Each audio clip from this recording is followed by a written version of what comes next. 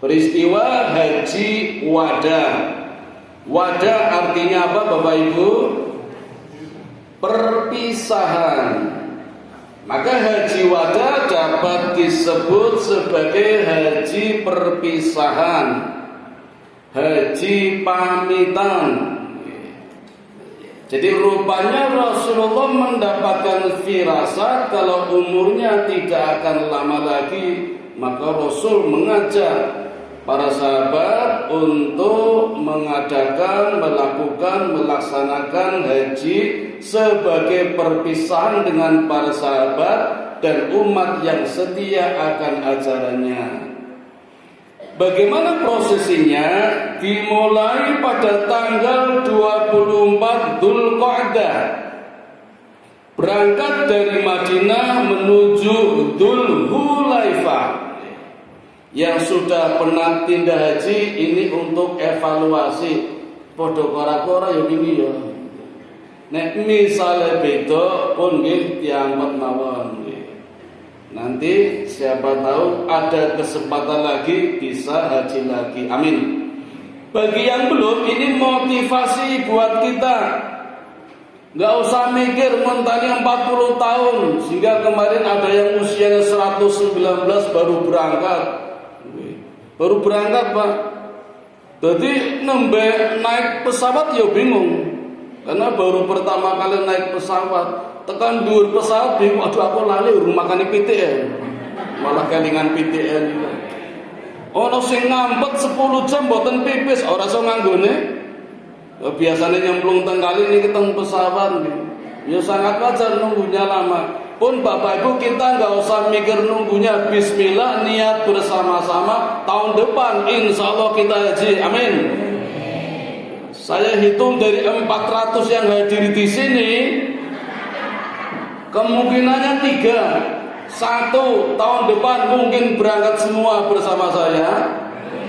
Kemungkinan kedua, tidak ada yang berangkat semua bersama saya. Yang ketiga, ada yang berangkat sing sinten niku lho, pun serahkan kepada Allah. Dititani nggih tahun depan tanggal 13 Juni 2024 titani sinten sing mangkat nggih. Bismillah, mugi-mugi wonten, mugi-mugi mari sedaya. Amin ya rabbal alamin. Nah ini Nabi bersama para sahabat di tahun ke-10 Hijriah setelah sholat Jumat selepas duhur. Nabi berangkat dari Madinah bersama 30.000 jamaah haji Bapak Ibu. Ini kalau dibayangkan luar biasa. Dulu Nabi diusir dari Mekah, sekarang akan kembali ke Mekah dengan membawa jamaah 30.000. Kalau orang musyriknya masih hidup pasti geleng-geleng kepala, luar biasa. Kalau muslim subhanallah, nek wong preman wedan tenan. Dzulhulaifah Bapak Ibu, salah satu tempat yang diberkati Allah. Sedangkan urusan pemerintahan Madinah dipercayakan kepada salah seorang di antara 2 orang, yaitu Abu Dujana dan Abi Syikor. Monggo diurusi Madinah, kula kali sahabat ajeng melakukan haji wada. Ini kalau bahasa kita seperti itu. Seiring perjalanan menuju Dzulhulaifah, jamaah yang bergabung terus bertambah hingga menjadi 100.000 orang. Luar biasa Bapak Ibu. Dalam perjalanan bertambah dari 30.000 menjadi 100.000. Tambah pinten Bapak Ibu? 70.000. Ini kalau zaman dulu ada MLM, multi level marketing, Nabi upline yang sangat hebat. Dalam sekejap dompetnya bertambah 70.000. Luar biasa ini. Diceritakan dalam hadis bahwa Jabir bin Abdillah berkata, ketika aku melihat ke depan, melihat ke belakang, samping kanan dan kiri, yang terlihat hanyalah lautan manusia yang jumlahnya begitu banyak. Ini Jabir menceritakan seperti itu. Dalam setiap langkahnya mereka bergembira mendapat kesempatan berhaji bersama Nabi Sallallahu Alaihi Wasallam. Sekali-kalinya haji bersama dengan Nabi ini. Bahkan bersama putri bungsunya, sinten Bu? Fatimah. Dan 9 istri Nabi. Coba Bapak Ibu, 9 istrinya diajak haji bersama. Pak Imam aja niru. Dijak kabeh bojone. Pinter sih, saling pinter. Kan wis tunggal tuh. Karena dipun sono. Dalam riwayat lain ada 2 yang tidak ikut, yaitu Zainab binti Jahsy dan Saudah. Alasannya apa? Sebentar kita lihat. Masing-masing istri tadi berada di dalam haudahnya. Haudah itu rumah-rumahan, keranda yang diletakkan di atas onta. Nah, di sana istri Nabi. Jadi aman nggih. Kayak numpak travel berarti. Ini numpak onta, cekluk. Nah, namanya haudah. Juga Abu Bakar bersama istrinya Asma binti Abi Thalib ikut, Utsman bin Affan ikut, Abdurrahman bin Auf ikut, dan para sahabat yang lain. Nah, di sini Nabi memberikan pesan khusus kepada para istrinya.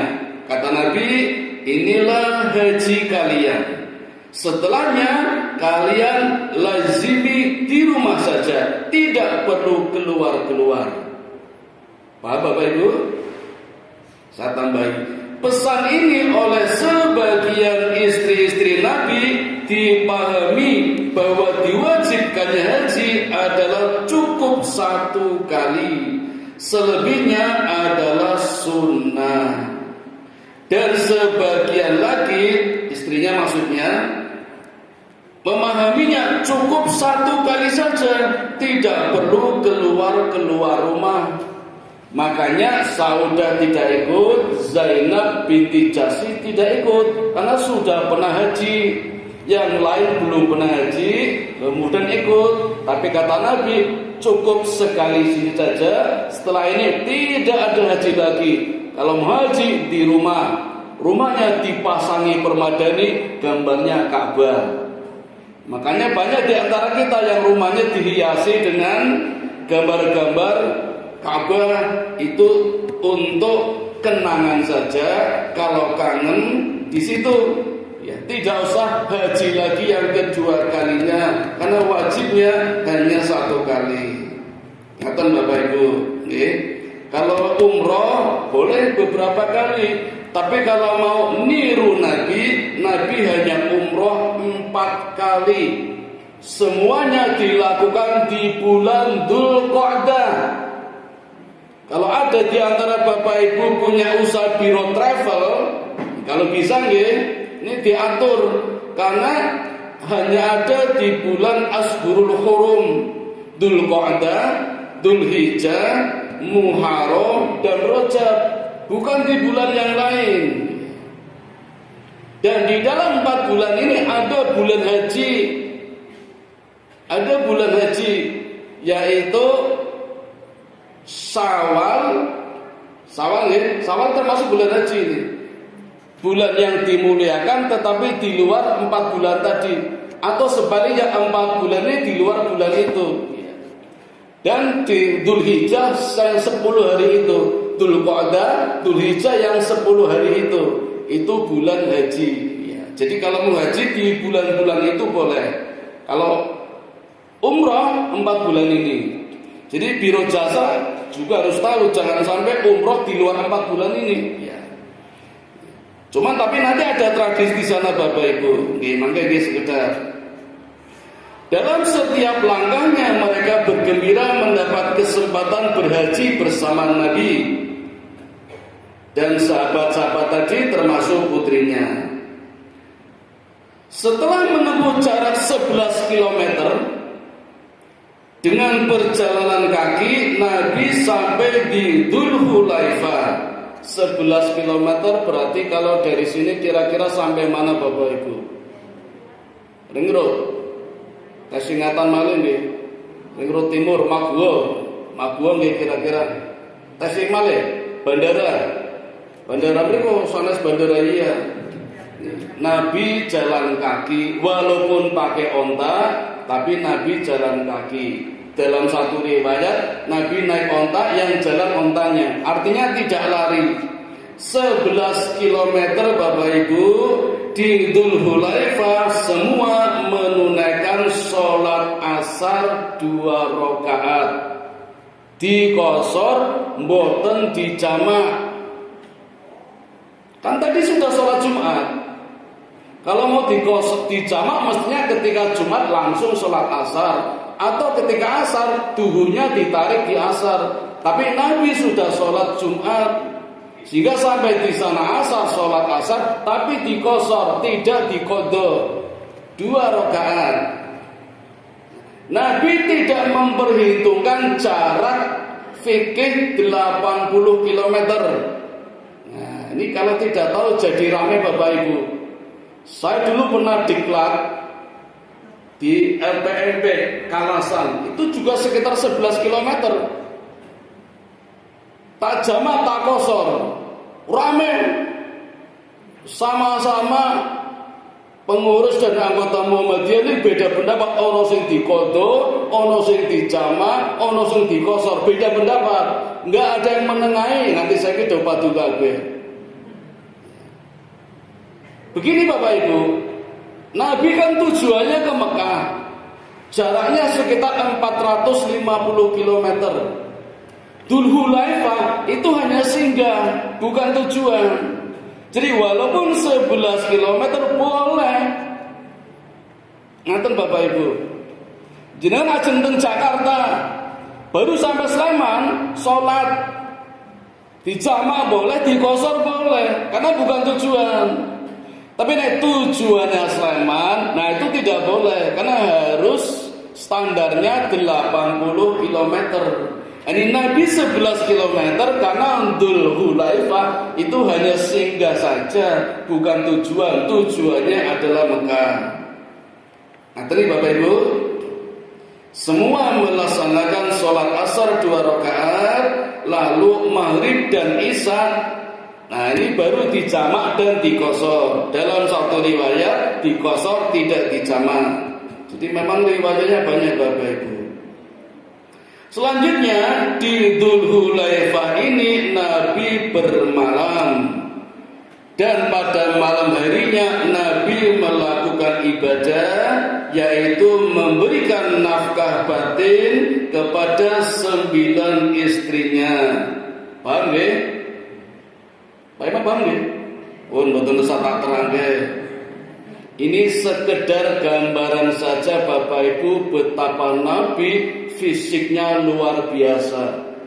Cobi Bapak Ibu, di usia 63 tahun masih mampu memberikan nafkah batin kepada 9 istrinya dalam satu malam. Coba ketoke ra ana wong saiki niki. Niki mboten saru nggih. Saya pernah baca buku Bapak Ibu tentang seksologi Nabi. Itu dalam satu malam Nabi mampu melayani 30 wanita. Tapi Nabi gak melakukan. Istrinya gak 30 kok. Nek melakukan namanya zina. Tapi cuma gambaran saja, begitulah kekuatan Nabi. Gak ada tempat kita seperti, paling siji pun mandek rampung. Kasih dulu pengalaman. Apa malis menang. Ini ibadah Nabi ketika bermalam di Dzul Hulaifah. Keesokan harinya setelah mandi wajib, Nabi menunaikan sholat subuh berjamaah dengan kaum muslimin yang jumlahnya semakin bertambah lagi Bapak Ibu, menjadi 129.000. Coba Bapak Ibu, tadinya 30.000 tambah jadi 100, sekarang menjadi 129.000, bertambah banyak. Di waktu duha, ini masih di Dzulhulaifah nggih, tanggal 25 Dzulqa'dah. Nabi mandi sunah ihram.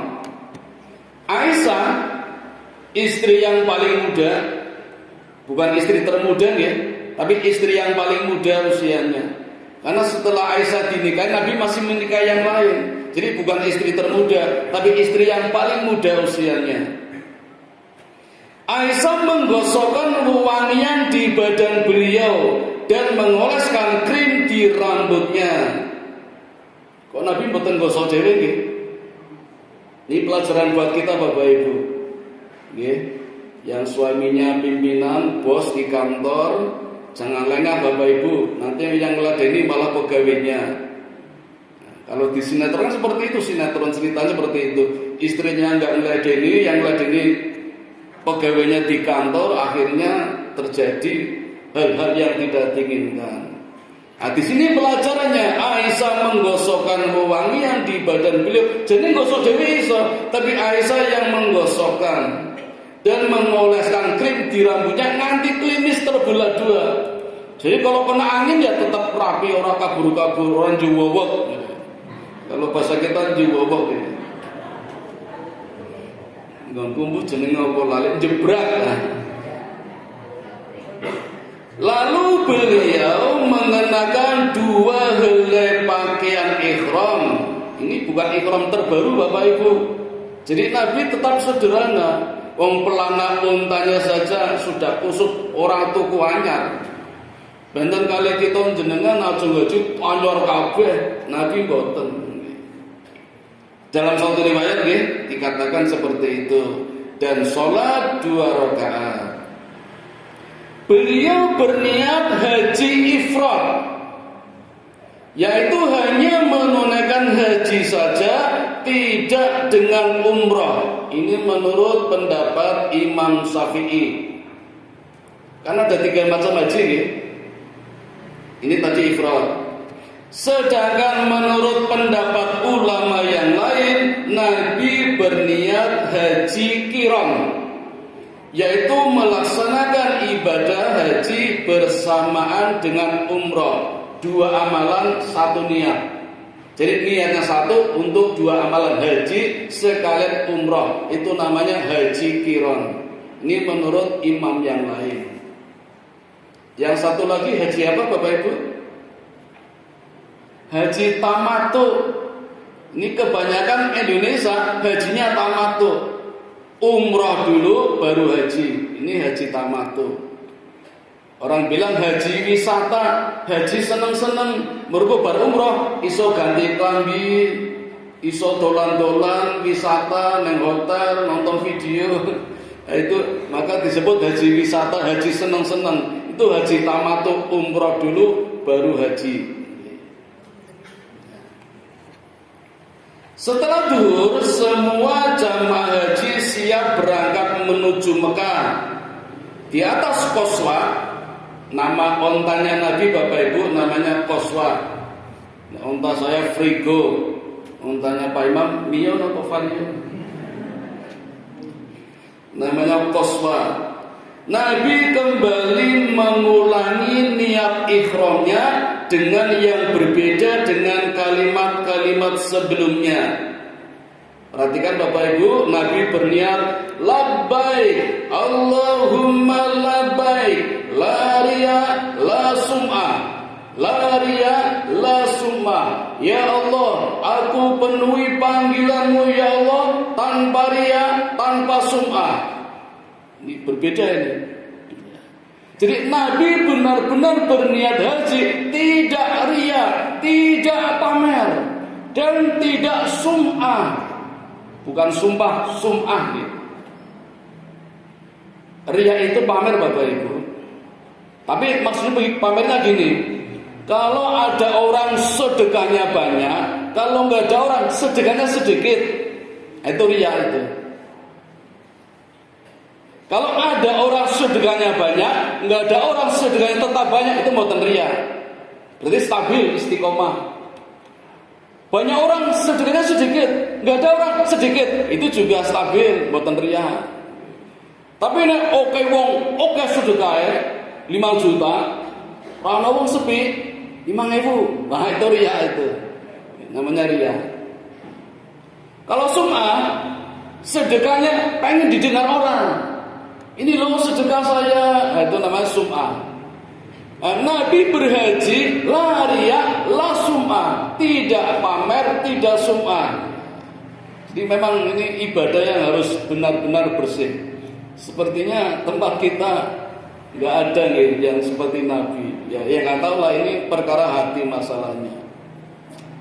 Saya punya teman Bapak Ibu namanya Haji Sahro Hadi Putro. Saya pernah mendengarkan sendiri di hadapan beliau khotbah Jumat di Masjid Arafah. Beliau mengatakan begini, hajinya orang Indonesia tidak ada yang sah. Luar biasa, berani-berani yang mengatakan seperti itu. Kenapa? Di antaranya karena seperti ini. Dadak pamitan macam-macam nih Bu.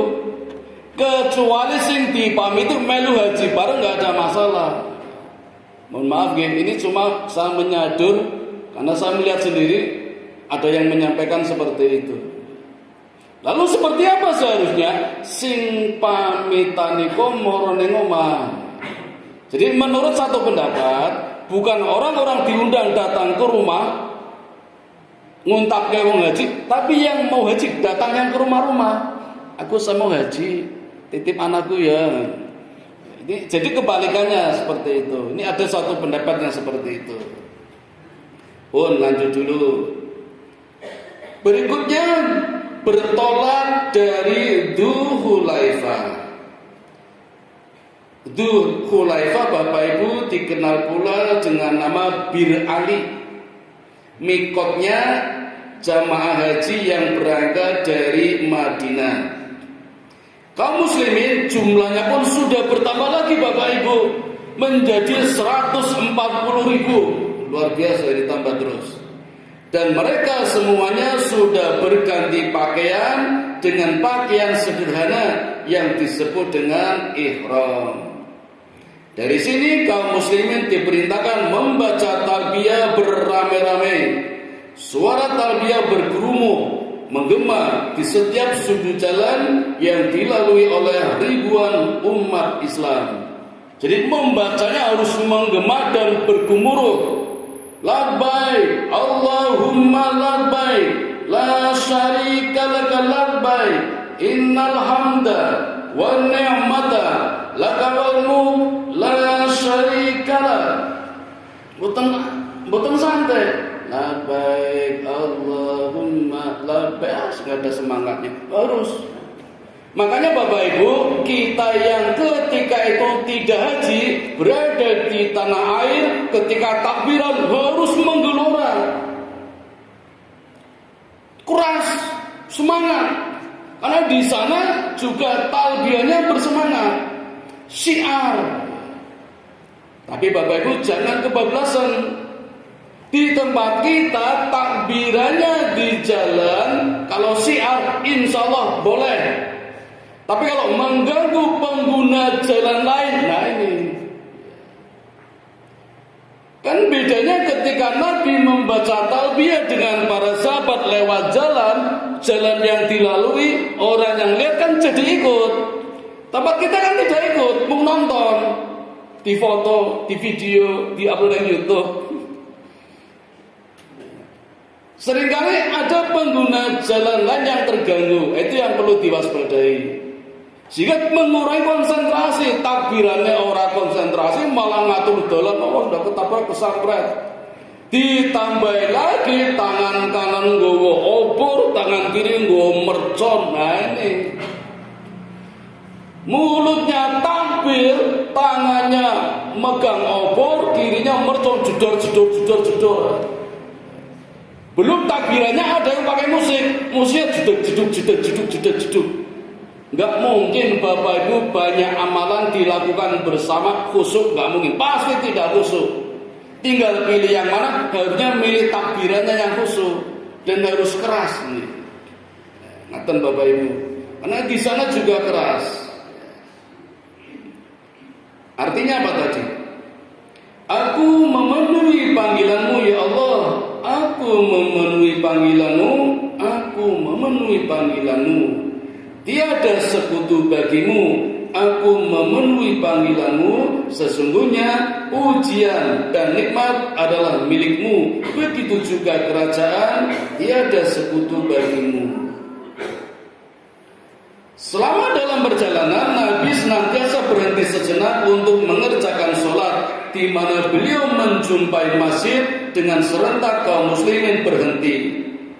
Sesudah menunaikan sholat, Nabi bersama dengan kaum muslimin kembali melanjutkan perjalanan dan senantiasa mengumandangkan talbiyah.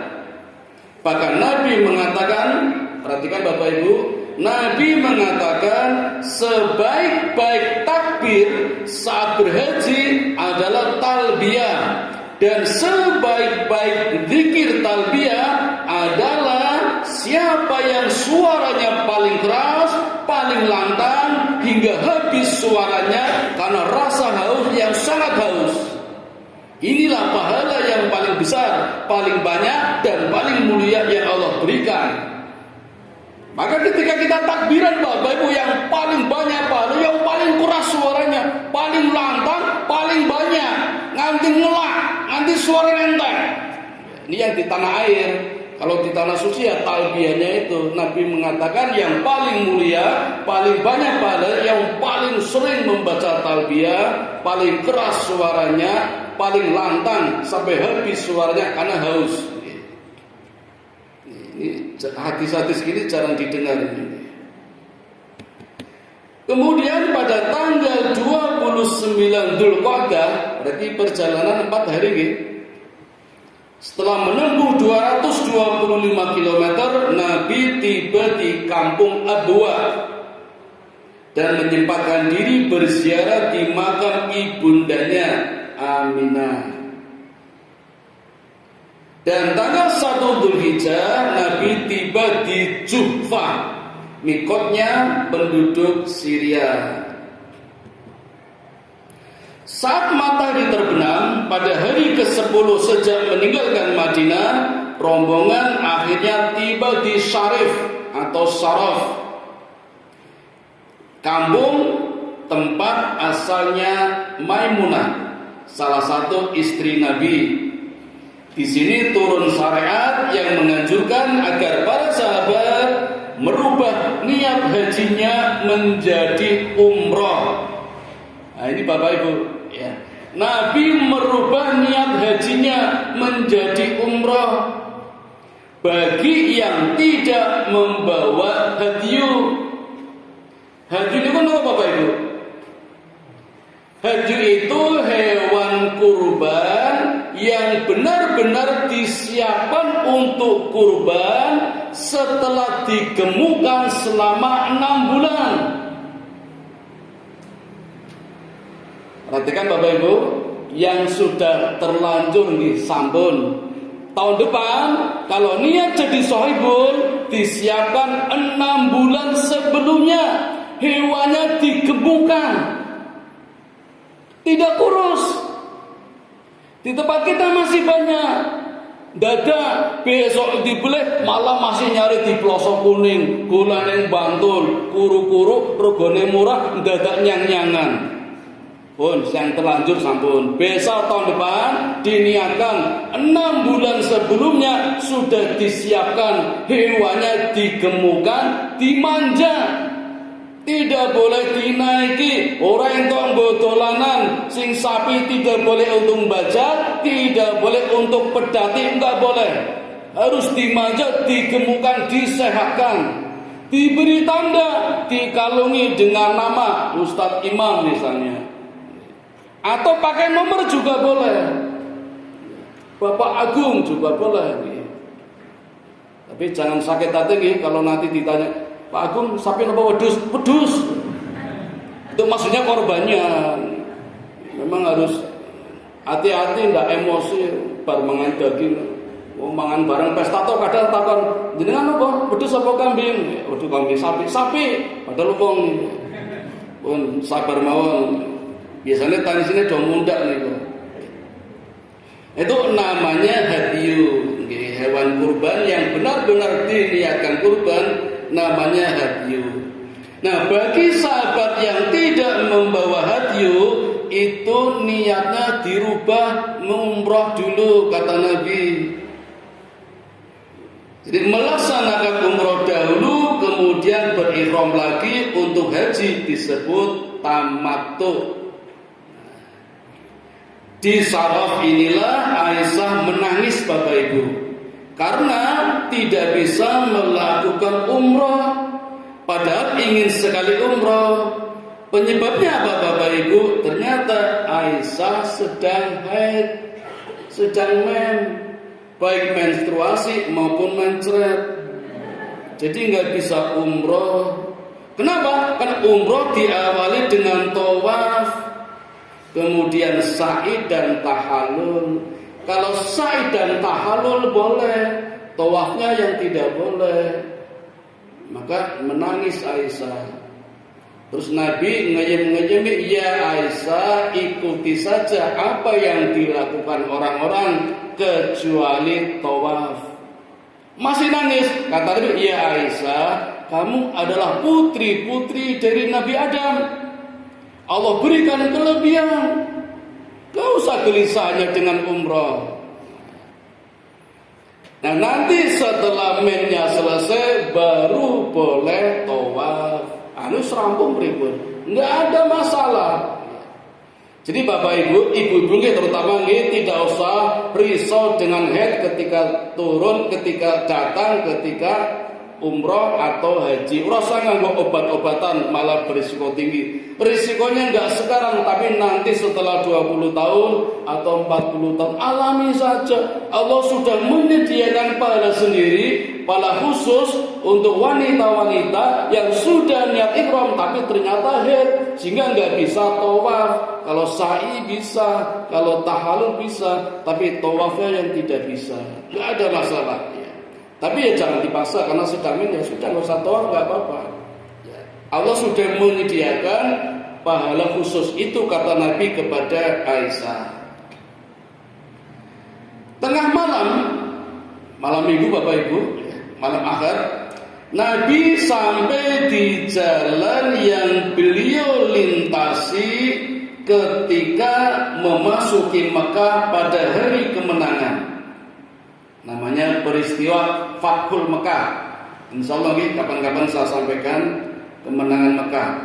Sekitar 7 km menuju arah kota Mekah, beliau bersama kaum muslimin berhenti dan bermalam di Dzul-Tuwa. Tadi Dzul Hulaifah, ini Dzul-Tuwa. Pagi harinya beliau mandi dan persiapan masuk ke tanah suci. Di tempat ini Nabi kembali menginstruksikan kepada seluruh sahabatnya agar melaksanakan haji tamattu. Saat Nabi memberikan instruksi, banyak sahabat yang berhenti dan bimbang melakukannya. Coba Bapak Ibu, Nabi menginstruksikan kepada para sahabat, niatmu dirubah, sekarang niat umroh. Tetapi Bapak Ibu, banyak sahabat yang bimbang dan berhenti tidak melakukannya. Ada apa ini Bapak Ibu?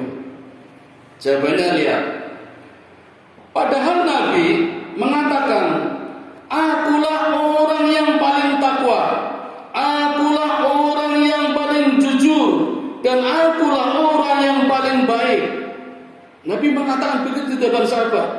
Karena sahabat nggak mau diam, nggak mau berniat umroh, karena tadi sudah berniat haji.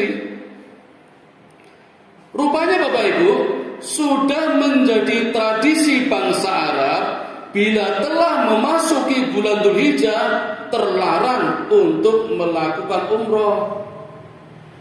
Maka sahabat nggak pada mau umroh, nggak mau niat umroh, karena sudah menjadi tradisi bangsa Arab. Kalau sudah masuk di bulan Dzulhijjah, itu tidak boleh umroh. Itu tradisi Arab. Nah, di sini Nabi juga tidak melakukan umroh. Nah, ini repotnya di sini. Sebentar, saya jelaskan. Tetapi Nabi tidak melakukan umroh karena membawa hadyu, membawa hewan kurban. Sehingga kata Nabi, demi Allah, andai saja aku bisa mengulang hajinya, maksudnya andai aku tidak membawa hadyu, pasti aku akan umroh juga. Nah ini bu masalahnya nggih. Nabi menyuruh sahabat merubah niat umroh, Nabi tidak umroh. Dan tradisi Arab tidak boleh umroh ketika sudah memasuki bulan Dzulhijjah. Maka sahabat berhenti, ragu. Sampai Nabi mengatakan, aku orang yang paling takwa, aku orang yang paling alim, yang paling jujur, paling benar, paling baik, untuk meyakinkan. Tapi sahabat tetap diam. Sampai Nabi mengatakan, demi Allah, andai saja aku boleh mengulang hajinya dan aku tidak membawa hadyu, aku akan umroh. Jadi masalahnya aku tidak umroh karena membawa hadyu, membawa hewan kurban. Jadi aku tidak boleh umroh. Dan yang tertinggi Bapak Ibu, alasannya adalah Nabi ingin merubah tradisi adat istiadat bangsa jahiliyah. Jadi keliru kalau tidak boleh umroh di bulan Dzulhijjah. Nabi merubah, boleh Bapak Ibu. Ini syariat bukan tradisi. Jadi dirubah sekarang tradisinya. Sudah boleh umroh di bulan Dzulhijjah. Ini peristiwanya di sini Bapak Ibu. Nah, ini kalau kita tidak membaca sejarah kan tidak tahu kapan berubahnya adat istiadat bangsa Arab menjadi syariat. Nah, di sini kesimpulannya, Nabi ternyata memiliki maksud ingin merubah dan menghapus adat istiadat bangsa Arab yang telah diyakininya secara turun-temurun dari nenek moyang mereka. Ketika Nabi melakukan haji wada, itu dimulai tanggal 4 Dzulhijjah, harinya Ahad pagi, pukul 9 pagi di waktu duha. 9 pagi itu waktu duha nih. Duha nih Bapak Ibu. Makanya nanti Idul Adha itu karena diambil dari kata duha. Banyak kejadian di haji wada ini yang terjadi di waktu duha. Kalau waktu utama untuk duha Bapak Ibu, sebenarnya kata duha itu artinya menyengat. Ketika telapak kaki menempel di jalan, di pasir, di tanah terasa tersengat, itulah waktu duha yang utama. Tetapi waktu duha itu kan dibagi 3 Bapak Ibu. Ada yang awal, ada yang tengah, ada yang akhir. Kalau mau menunaikan sholat duha, memang ada yang 12 rakaat sekalian. Tapi yang bagus Bapak Ibu dibagi 3. Di waktu awal 2 rakaat, itu sekitar 1 jam setelah sholat subuh. Menawi jenengan ke masjid boten wangsul, dinteni 1 jam atau tambah seperempat paling aman. Nanti sholat 2 rakaat, sholat duha, yang sering dikenal dengan nama sholat isyraq. Sholat sunnah di waktu syuruk 2 rakaat. Waktu tengah sekitar jam 9, seperti jam 9 itu 4 rakaat. Dan nanti yang akhir sekitar jam 11 6 rakaat. Jadi kalau dijumlah semuanya 12 rakaat. Itu waktu duha. Nah di waktu duha Bapak Ibu, tanggal 4 Dzulhijjah, hari Ahad pagi, Nabi Sallallahu Alaihi Wasallam bersama rombongan jamaah haji sampai di Mekah. Jumlahnya berapa Pak? 140.000. Cobi Bapak Ibu. Dulu Nabi diusir dari Mekah ke Madinah hanya 30 orang.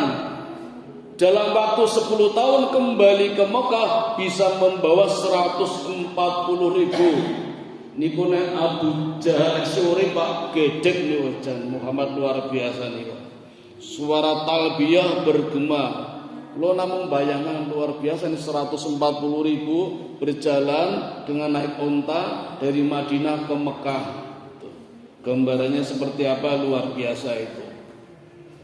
Ketika mendekati Masjidil Haram, beliau masuk ke dalam masjid melalui Babus Salam, pintu keselamatan. Dan begitu melihat Ka'bah atau Baitullah, beliau mengangkat kedua tangannya berdoa hingga tali pelana untanya terjatuh, yang kemudian beliau ambil kembali dengan tangan kirinya, sementara tangan kanannya tetap menengadah dan bermohon.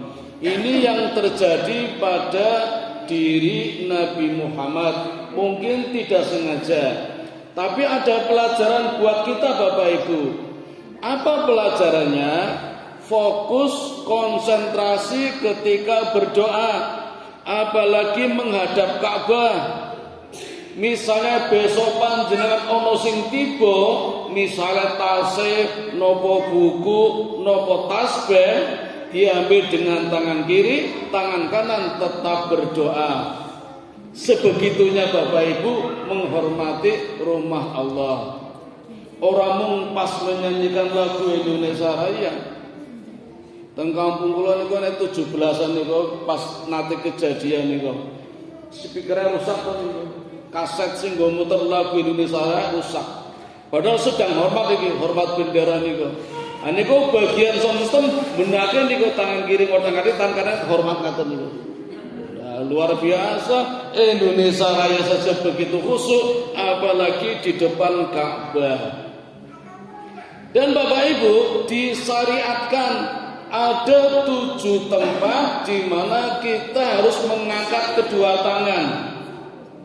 1, ketika takbiratul ihram, pas kita sholat harus mengangkat tangan. 1 nggih. Yang kedua ketika ini menghadap Baitullah. Yang ketiga menghadap Bukit Sofa. Yang keempat menghadap Bukit Marwah. Yang kelima ketika jumroh nggih, jumroh. Dan masih ada 2 lagi, monggo PR buat panjenengan. Kira-kira ketika apa harus mengangkat kedua tangan. Selanjutnya Bapak Ibu, turun dari ontanya Nabi menuju ke Hajar Aswad dan menciumnya. Ada tata cara mencium. Nabi mengajarkan beberapa macam. Mulai dari menempelkan pipinya, pernah juga dengan tangan, saking jauhnya Nabi cuma memakai tongkat ada. Nah, jadi banyak cara bagaimana istilam, istilahnya istilam, mencium Hajar Aswad. Kemudian beliau bertawaf mengitari Ka'bah 7 kali seperti dulu ketika Umratul Qadha. Dulu Nabi pernah umrohnya tertunda. Tahun depan baru diqadha umrohnya. Ini sebenarnya ada peristiwanya Pak, namanya peristiwa Perjanjian Hudaybiyah. Insyaallah kapan-kapan nggih. Itu butuh waktu 2 jam untuk menceritakan perjanjian Hudaybiyah. Nah, di kejadian perjanjian Hudaybiyah ini Nabi tertunda umrohnya, terus diqadha.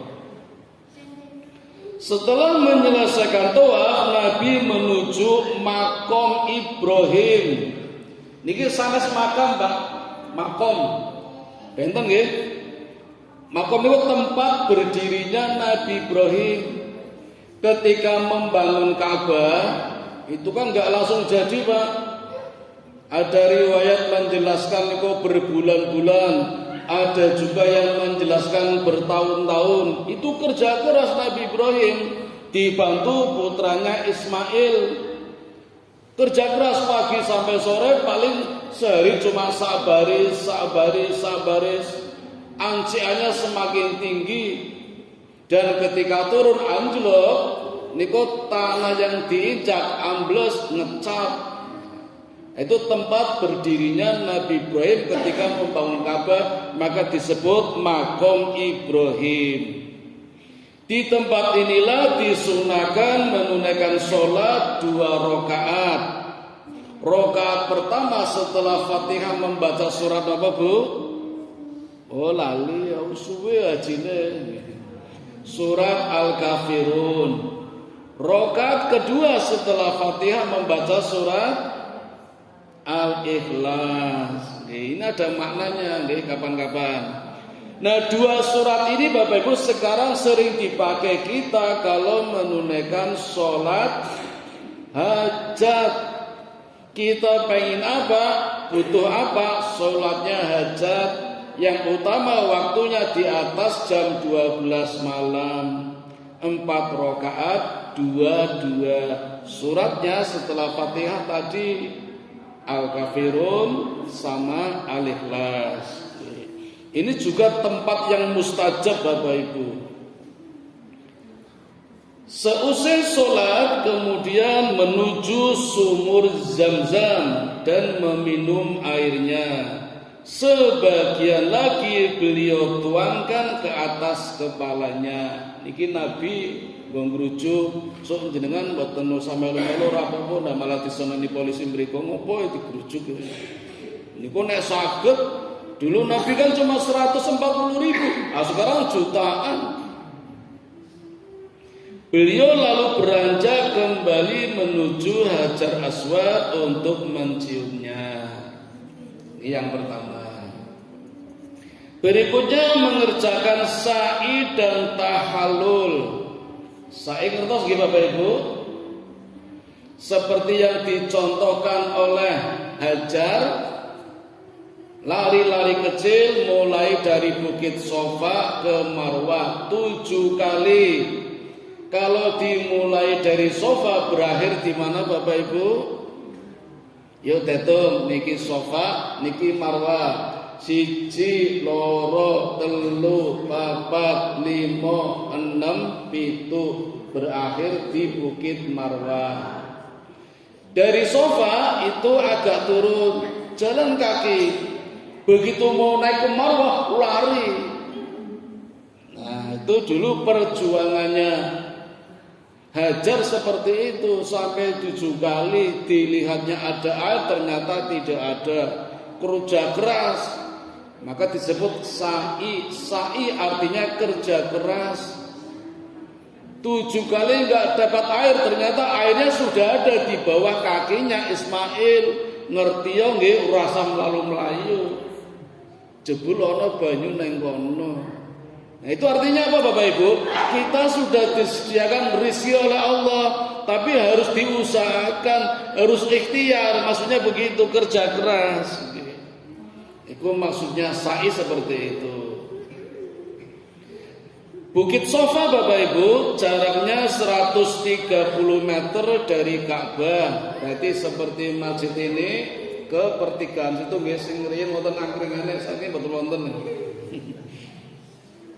Setelah mengarahkan pandangan ke Ka'bah, beliau memulai sa'i. Tadi sudah nggih, atau lari-lari kecil yang disebut dengan istilah rommel. Romli enggak apa-apa dah. Dulu saya punya teman namanya Romli itu. Sesampai di Marwah pada lintasan ke-7, beliau kembali memerintahkan kepada para jamaah yang tidak membawa hadyu untuk melakukan tahallul sebagai tanda telah selesai menunaikan umrah. Bagi yang tidak membawa hadyu, hadyu apa Pak? Hewan kurban. Bapak Ibu, hewan kurban yang benar-benar diniatkan untuk korban itu namanya hadyu. Nabi dan para sahabat itu dulu persiapannya 6 bulan sebelumnya hewannya sudah digemukkan. Saniki pun terlanjur mboten napa-napa. Tahun depan Bapak Ibu kalau niat jadi sohibul persiapannya 6 bulan sebelumnya hewannya digemukkan, dipakani, disehatkan, dimanja. Tidak boleh dienggo kerja mboten angsal, nggo ngluku mboten asal dikunggangi mboten angsal. Mboten asal dibebani, itu hewannya akan kita jadikan kurban. Sing terlanjur mboten napa-napa, tahun besok dipersiapkan. Kadang di tempat kita masih ada yang dadaan sasumbele bengi agak tuku golek nang ploso kuning waton atau kuru ra apa-apa nyanyangan barang. itu belum sempurna kurbannya. Nah, besok dipersiapkan. Itu hewan kurban namanya hadyu. Bagi yang tidak membawa umroh. Nah, dulu sempat ramai di sini Bapak Ibu. Karena Nabi kan membawa 100 ekor onta. Jadi Nabi tidak umroh. Nabi menyuruh para sahabat harus merubah niatnya yang tadinya haji menjadi umroh. Para sahabat tidak mau. Karena Nabi juga tidak melakukan. Sampai Nabi mengatakan, aku orang yang paling alim, aku orang yang paling baik. Kenapa kamu tidak mengikuti perintahku? Andai saja aku boleh membatalkan hajinya atau mengulang hajinya, aku tidak akan membawa hadyu. Persoalannya Nabi membawa hadyu. Ngaten Bapak Ibu dulu ceritanya. Nah, ternyata Bapak Ibu ada tradisi di kalangan orang Arab dulu, kalau sudah masuk bulan Dzulhijjah itu larangan melakukan umroh. Nabi ingin merubah tradisi itu, maka para sahabat disuruh umroh.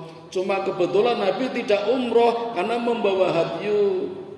Nah, maka sekarang sudah dirubah tradisinya. Ngaten Bapak Ibu. Lanjut ya.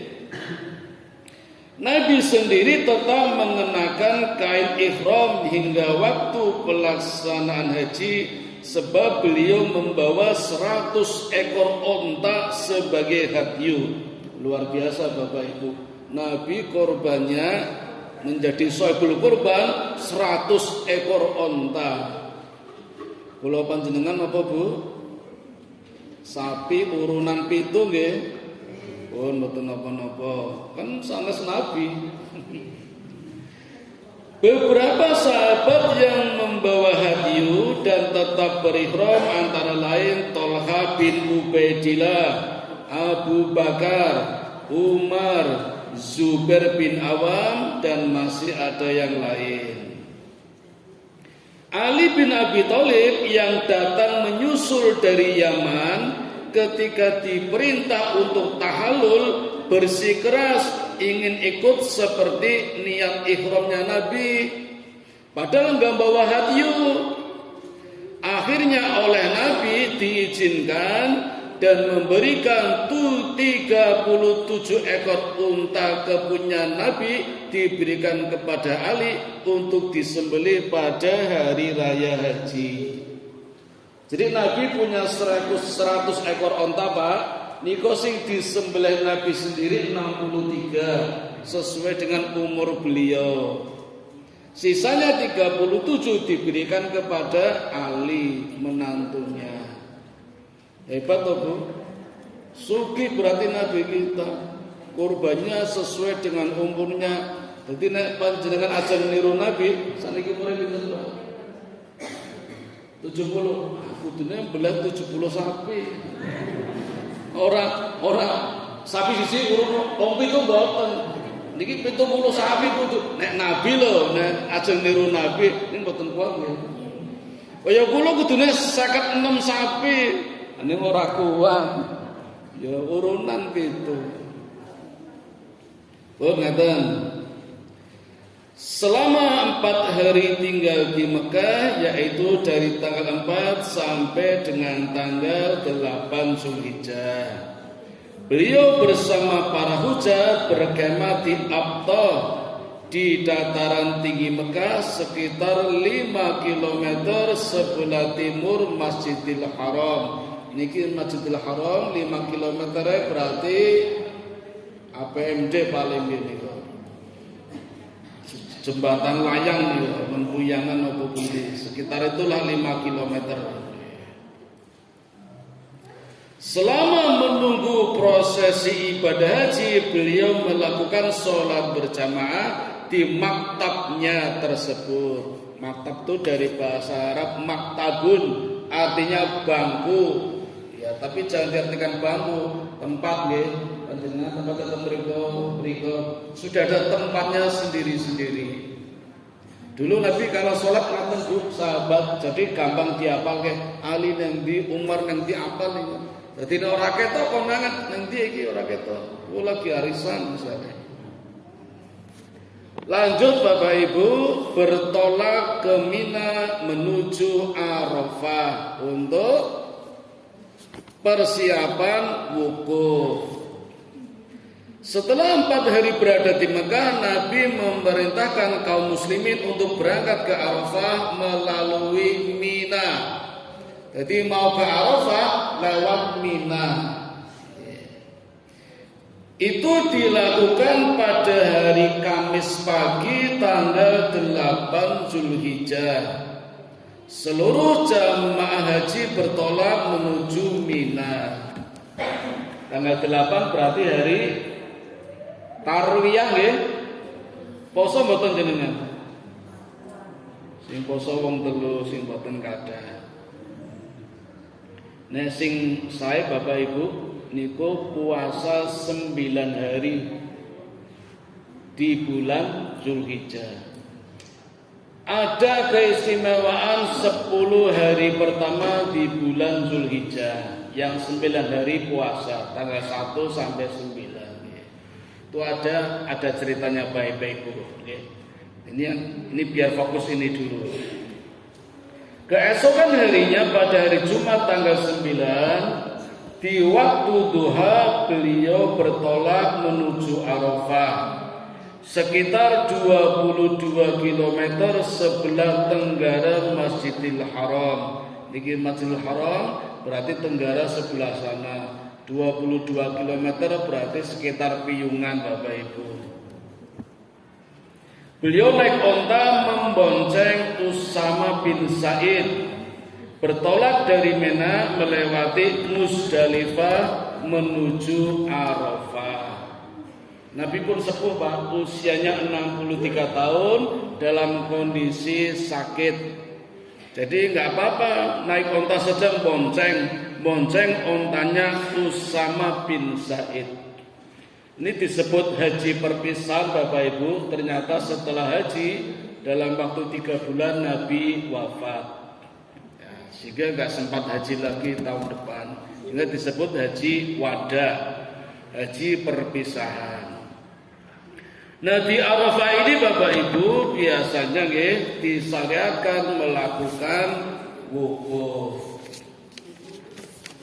Sampai di Arafah sudah disiapkan tenda kemah untuk Nabi di daerah Namirah.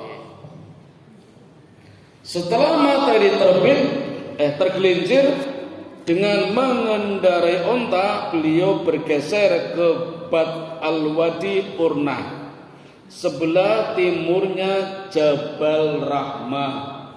Jabal Rahmah niko Bapak Ibu dulu tempatnya Nabi Ibrahim berseru.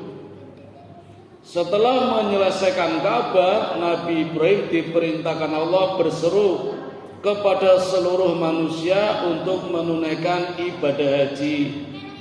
Ibrahim berkata, "Mana mungkin ya Allah suaraku bisa didengar?" Kata Allah, "Berseru saja, nanti aku akan menyampaikan kepada manusia ke seluruh dunia." Maka Ibrahim naik ke Jabal Rahmah dan berteriak, "Wahai seluruh manusia, diwajibkan atasmu naik haji, baik jalan kaki maupun naik onta." Itu ada di dalam surat Al-Hajj, surat yang ke-22 ayat 27. Perintah diwajibkannya haji bagi yang mampu. Kita doakan menjadi orang yang mampu. Amin. Di atas untanya beliau berkhutbah yang dikenal dengan nama khutbah wada, khutbah perpisahan, yang syarat dengan prinsip-prinsip dasar ajaran agama Islam. Niku isi khutbahnya. Kemudian Nabi menyampaikan tentang hak asasi manusia, HAM Bapak Ibu. Jadi kalau sekarang baru dibahas telat. Nabi sudah dari dulu menyampaikan tentang HAM. Kemudian pembatalan praktek riba. Nah, ini yang penting Bapak Ibu. Jadi Nabi melakukan haji yang pertama sekaligus yang terakhir itu bertujuan membatalkan praktek riba. Riba ngertos nggih? Ini yang sedang kita khawatirkan. Jangan-jangan haji kita selama ini masih melekat unsur riba. Ini Bapak Ibu, ini perlu pembahasan lebih lanjut, tapi tidak sekarang ya. Kemudian beberapa adat kebiasaan jahiliyah. Jadi sebelum Nabi haji itu ada praktek haji, praktek tawaf, tetapi masih menggunakan adat jahiliyah. Tawafnya do wudu, Bapak Ibu, orang kok klambi orang kok kathok. Nabi ingin merubah. Termasuk adat istiadat ketika bulan Zulhijjah nggak boleh umroh, Nabi merubahnya. Bahkan riba pun dulu sudah ada, maka Nabi ingin merubahnya, mengajarinya dengan cara menunaikan haji wada. Itu pelajaran yang bisa diambil dari peristiwa haji wada. Setelah selesai khutbah, Bilal mengumandangkan adzan dan 2 kali iqamah. Nabi memimpin sholat duhur dan asar secara jamak takdim dikosor. Jamak takdim berarti duhur sama asar dilakukan di waktu duhur, terus dikosor jadi 2 adzan 1 kali, koma 2 kali. Ini yang sering kita mungkin tidak sadar nggih. Jadi kalau mau dijamak di waktu duhur, asar ditarik, namanya dijamak, jamak takdim, terus dikosor 2, itu setelah adzan qomat, sholat duhur 2 rakaat. Mau asar 2 rakaat, qomat lagi. Jangan langsung asar, qomat lagi. Itu 1 adzan 2 qomat. Ini yang diajarkan oleh Nabi ketika menunaikan haji. Dan ini bisa dipraktekkan ketika kita menunaikan sholat jamak dikosor walaupun tidak naik haji. Dengan bacaan pelan atau sir ya. Selanjutnya Nabi naik kembali ke untanya dan bergeser masuk ke wilayah Arafah di lereng Jabal Rahmah dekat batu-batu besar namanya As-Sokhrat untuk melakukan wukuf. Disitulah beliau berdoa dan terus berdoa sambil mengangkat tangan ke arah dada. Nah biasanya Bapak Ibu ketika wukuf ini, saudara-saudara kita jamaah dari Indonesia dong buka buku, catatan, bloknot, titipan-titipan doa dari para tetangga. Ini kesempatannya di sini pas wukuf. Oke. Mulai habis duhur sampai asar. Waktunya pendek, maka betul-betul dimanfaatkan ketika wukuf di Arafah. Mboten usah ngobrol, rasa buka HP, selfie nopo foto-foto. Nah, waktunya terbatas. Bagaimana kalau catatannya hilang? Saya diceritanya ustadz saya ketika haji, tendanya terbakar di Mina, karo tase sak kopere bukune kobong kabeh. Padahal bukune isine titipan doa dari tunggu-tunggune. Aku mau doakan yo, aku doa kobong kabeh nih. Akhirnya doanya dirapel, Pak. Ya Allah, untuk saudara-saudaraku, para tetangga dan teman, dirapel sisane niku. Enggak apa-apa, catatannya hilang. Ada satu hal yang perlu diperhatikan Bapak Ibu. Ini kan di tanah haram ya, tanah yang disucikan. Kadang jamaah haji masih ada yang main-main, ya, nonton film, drama. Ya walaupun pakai HP di kamar hotel itu, mohon maaf Bapak Ibu, sebaiknya ditinggalkan. Karena tanah haram itu, tanah yang disucikan. Jadi enggak boleh gitu aja lah. Mau khusyuk, haji itu mau khusyuk, lepaskan semua betul-betul untuk Allah. Karena Nabi mengajarkan di sini, ya walaupun di atas onta, Nabi kan mengajarkan kepada kita, inilah haji yang benar. haji yang bersih, sempurna, tidak terkontaminasi dengan adat jahiliyah, tidak dengan bid'ah. Maka Nabi mengatakan, labbaik Allahumma labbaik la riya la sum'ah. Aku penuhi panggilanmu ya Allah. Hajiku tidak karena pamer, tidak karena sum'ah. Riya niku pamer, sum'ah nggih pamer. Ning bedane napa Bapak Ibu? Bedane ngaten, riya niku pamer nggih. Ngaten. Nek oke wong nyumbang 5 juta. Wah. Pas sepi nyumbangi 5.000. Ah niku jenenge riya niku. Nek rame oke wong nyumbang 5 juta, sepi tetep 5 juta, ah niku mboten riya. Pas rame nyumbang 5.000. Pas sepi 5.000, ah mboten riya. Pas rame 5.000, pas sepi 5 juta. Oh hebat niku. Niki kuali pas oke wong aku nyumbang 5 juta ya, pas sepi 5.000 wae. Namanya riya niku. Kalau sum'ah itu pengen disebut namanya, pengen didengar orang lain, itu namanya sum'ah. Nabi mengatakan, labbaik Allahumma labbaik, hajiku ya Allah la riya la sum'ah. Jadi Nabi sendiri mengatakan hajinya jangan sampai pamer dan sum'ah. Nabi mengajarkan begitu Bapak Ibu. Lanjut deh. Setelah wukuf di Arafah, kemudian bermalam di Musdalifah tanggal 9 Zulhijjah. Di Musdalifah ini juga tempat yang mustajab untuk berdoa. Selepas maghrib, Nabi meninggalkan Arafah dengan menunggang untanya. Namanya siapa Bu? Untanya Al-Qaswa. Kula nggih gadah unta jenenge Frigo. Nah, niyo nggih jeneng untane iki. Beliau mengingatkan jamaah haji, pelanlah dengan ketenangan jiwa, as-sakinah, biarkanlah yang terkuat dari kalian melindungi yang lemah.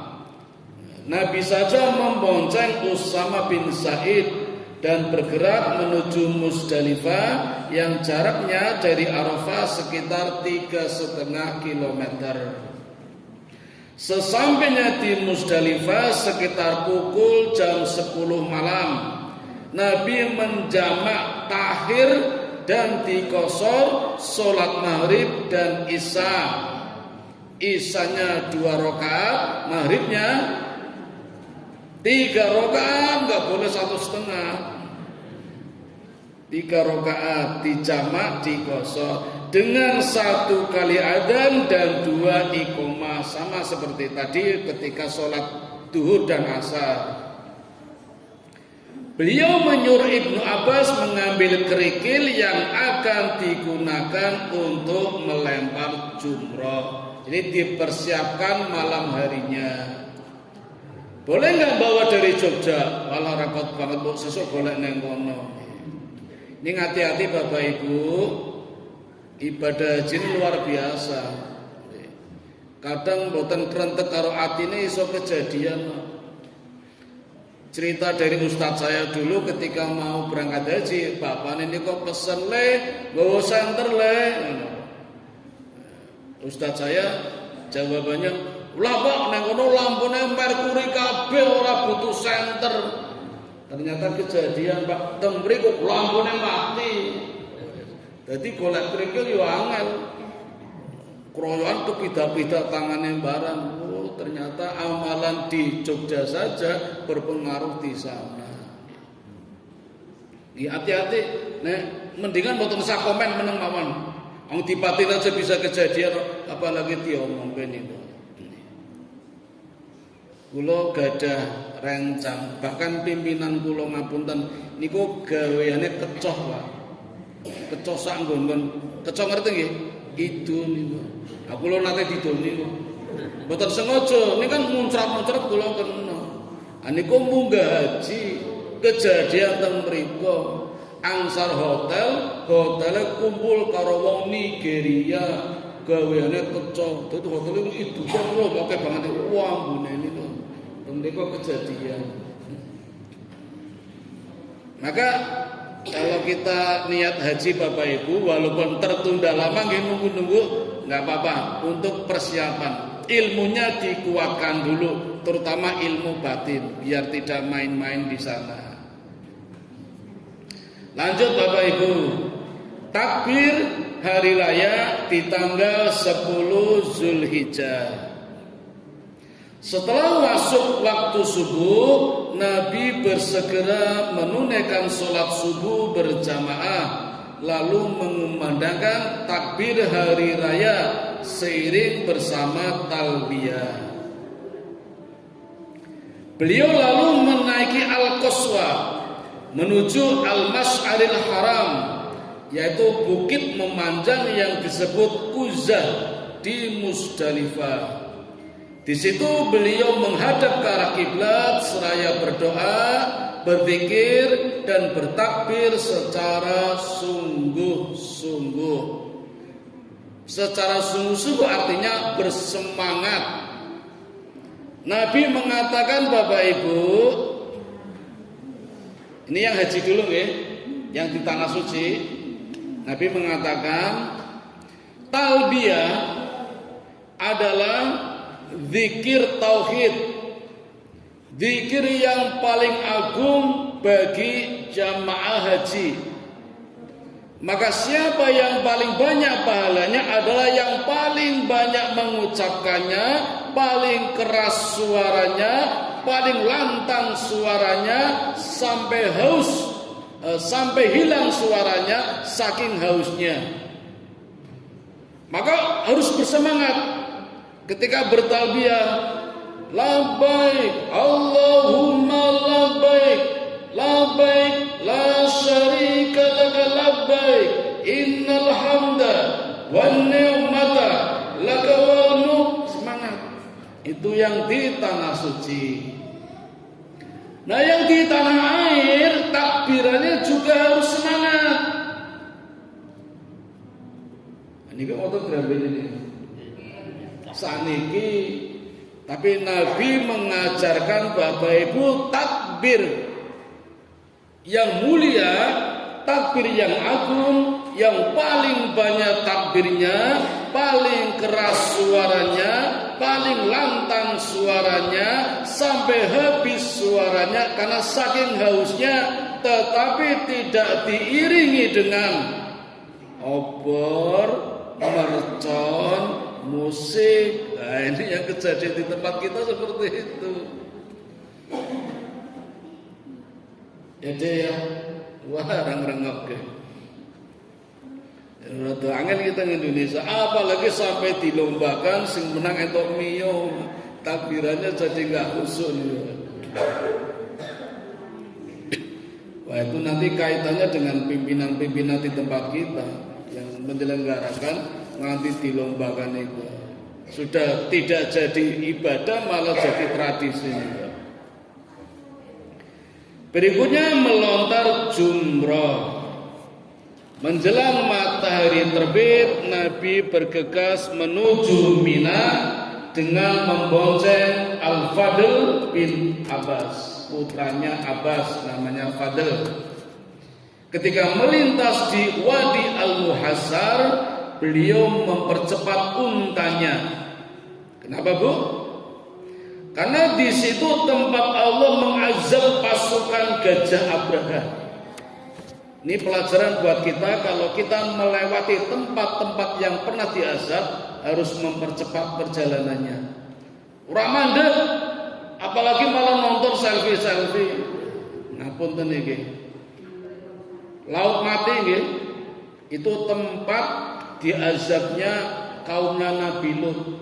Laut Mati nih. Sekarang malah menjadi ikon wisata. Do renang ning kono, do selfie-selfie, naudzubillah min dzalik. Nabi melarang padahal.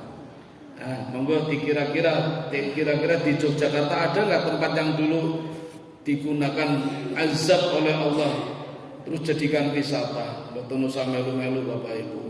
Karena perintah Nabi ketika lihat saja mempercepat perjalanannya, apalagi mandek selfie-selfinan. Ketika sampai di Tugu Aqobah sekitar pukul 9 pagi, beliau melempar jumrah dalam posisi masih di atas unta dan dengan lontaran yang tidak keras tanpa mengayunkan tangan. Jadi mengatakan Bu, orang sahabat tidak mengayunkan tangan. Namanya melontar jumrah. Artinya apa Pak jumrah? Membuang setan. Ya, membuang setan. Iya, jumrah membuang setan. Jadi rasa nggak emosi, aneh emosi malah bandem-bandeman malah ngundang setan malah. Semangat banget, saking semangatnya nganti kena koncone dipladok. Selesai melontar, beliau berhenti bertalbiyah dan mengganti zikirnya dengan takbir hari raya. Sekarang sembelihan kurban. Nabi selanjutnya menuju ke tempat penyembelihan hewan kurban dan menyembelih sendiri 63 ekor sesuai dengan umur beliau 63 tahun. Itu Nabi, kita nggak bisa seperti itu. Pada saat berangkat Nabi membawa 100 ekor untuk dikorbankan, tapi yang 37 itu diberikan kepada Ali. Dan Nabi mengatakan, menyuruh kepada Ali untuk membagi-bagi, disedekahkan kepada fakir miskin. Ibnu Qayyim Al-Jauziyah dalam kitab Zadul Ma'ad, ada perpusnya Pak? Ada kitabnya, ada nggih? Kitab Zadul Ma'ad ada 6 jilid. Harganya lumayan murah, 500.000. Ada 6 jilid kitab Zadul Ma'ad. Saya kemarin baru lihat, belum tak buka. Menceritakan mengenai kurban yang dilaksanakan Nabi bersandar pada riwayat Abu Bakrah yang menyebutkan tentang kurban beliau di Mekah dan Anas menyebutkan tentang kurbannya di Madinah. Perhatikan Bapak Ibu, ia berkata, beliau Nabi menyembelih di hari raya kambing, sapi, unta. Wow, keren toh. Kula jenengan sapi napa wedhus? Uwong. Panjenengan sapi napa wedhus? Wedhus, uwong. Maksudnya belahe napa nggih? Mesti salah siji, sapi apa wedhus. Ini hebat Nabi kita ini, menyembelih kambing, sapi, unta. Seperti yang dikatakan oleh Aisyah, waktu itu Rasulullah telah menyembelihkan kurban untuk istri-istrinya berupa sapi.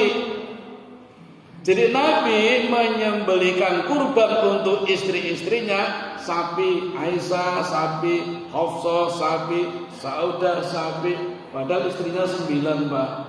Siji sapi, siji seperti sapinya kita Pak. Songo ora sapi siji kok wong 7 kok. Ini ora duit di sampun. Latihan kurban. Hadis ini tercantum pada As-Sahihain. Dalam Sahih Muslim disebutkan Rasul telah menyembelih kurban untuk Aisyah berupa seekor sapi di hari raya kurban. Ini ada lagi di hadis yang lain. Sedangkan di dalam kitab As-Sunan disebutkan beliau telah menyembelih kurban berupa seekor sapi untuk keluarga Muhammad pada waktu haji wada. Ini menurut hadis riwayat Abu Dawud dan Ibnu Majah. Lanjut, sekarang tahallul. Setelah menyembelih kurban, Nabi lalu mencukur gundul, Pak. Gundul, ya. Dimulai dari sisi sebelah kanan. Itu untuk laki-laki. Ibu-ibu mboten sampai melu gundul. Cukup 3 helai rambut. Bapak gundul disunahkan. Mboten gundul nggih mboten napa-napa. Ning niki Allah menyindir kok pelit banget bahasanya. Kenapa enggak berani berkorban? Wong kita enggak perang, kita enggak jihad. Korban rambut saja kok abot banget. Sapa sih rambutnya? Ya, kira-kira seperti itu gaya bahasanya itu. Kok sampai nggak mau mengorbankan rambutnya, kebangetan banget nih. Maka disunahkan gundul. Para sahabat mengerumuninya dan berebut untuk mengambil rambutnya Nabi untuk mendapatkan keberkahan. Abu Bakar menuturkan perbedaan antara Khalid bin Walid di saat perang Uhud dan perang Khandaq dengan Khalid sekarang berbeda di Aqabah. Khalid berteriak, "Ya Rasul, rambut di ubun-ubunmu jangan kau berikan kepada orang lain selain kepadaku. Ayah dan ibuku menjadi tebusannya." Ketika Nabi memberikan rambut itu kepadanya, ia lekatkan dengan ta'zim ke mata dan bibirnya. Ini yang dilakukan oleh Khalid bin Walid yang dulu musuhnya Nabi ketika perang Badar, perang Uhud, perang Khandaq. Begitu masuk Islam, rambutnya Nabi saja untuk rebutan. Kita boleh hampir selesai nih. Tawaf ziarah.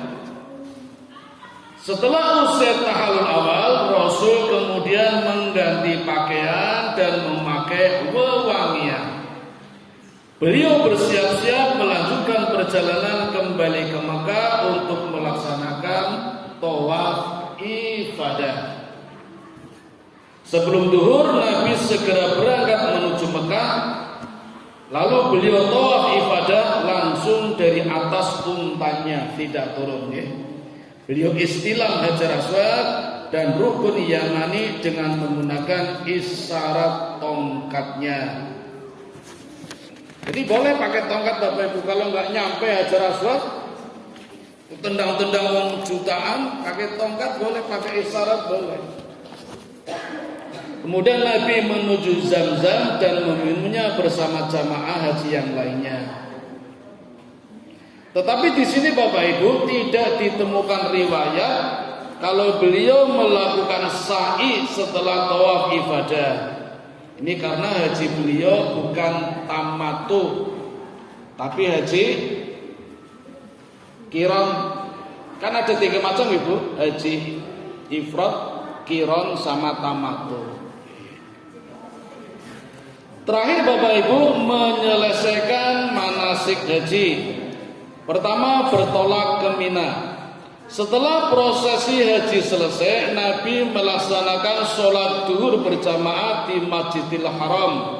Kemudian beliau bertolak kembali menuju Mina. Pada haji wada ini Nabi melakukan aktivitas haji secara maraton dan terus menyambung. Ini membuktikan kekuatan stamina beliau meski dalam kondisi sakit atau kurang sehat, beliau tetap kuat. Kemudian berkhutbah di Mina. Setelah sampai di Mina, Nabi kembali menyampaikan khutbah. Ini khutbah yang keberapa, Pak? Tadi udah khutbah nggih? Ini ada khutbah lagi.